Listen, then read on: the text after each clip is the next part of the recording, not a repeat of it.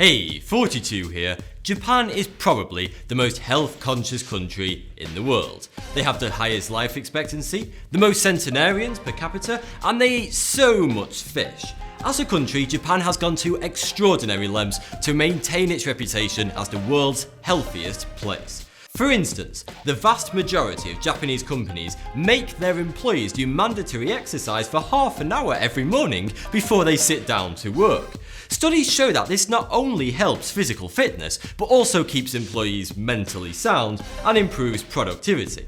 But Japan doesn't have a health craze like Los Angeles per se. You won't find any seaweed and dust diet fads here. A healthy lifestyle is just a deep-rooted part of the Japanese culture. But with the influx of Western fast food, Japan's healthy outlook is showing signs of crumbling under a mountain of melty plastic cheese. And in a country where only 3% of the population are overweight, which is tiny compared to Australia at 60%, those few people who are obese tend to stick out like a sore thumb. It's becoming a major problem. Because so few Japanese are overweight, there's a lot of prejudice towards the not so small minority. It's common for overweight individuals to be bullied in the workplace and even cast out of their family just for packing a few extra pounds. Normally, governments combat obesity with hopeless advertising campaigns and even taxing junk food.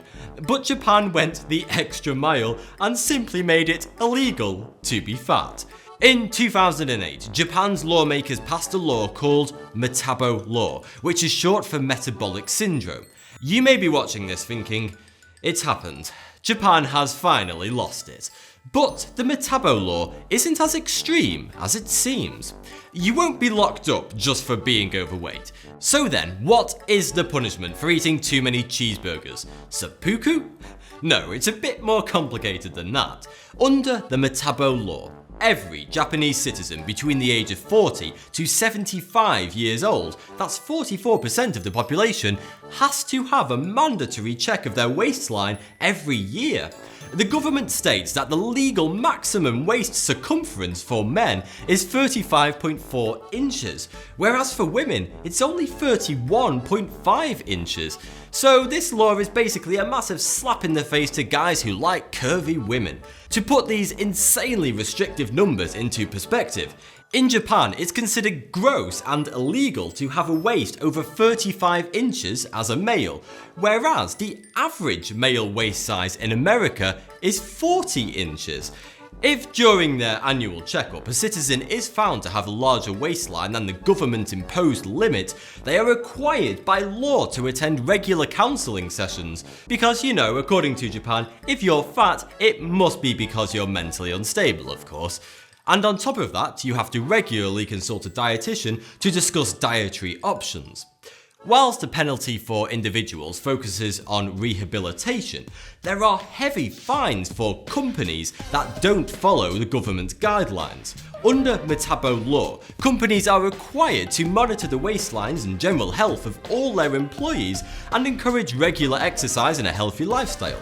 If a company is found to have employees with illegal waistlines, they must pay heavy fines to the government until everyone in their business has shed their excess baggage. In fact, fines for companies can be as high as $19 million, just because someone in the office is a greedy bugger.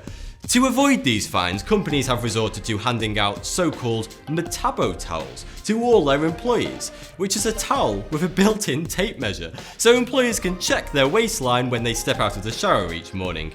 Those crazy Japanese may seem, crazy, but this controversial law has worked. Obesity rates have dropped significantly since its inception in 2008.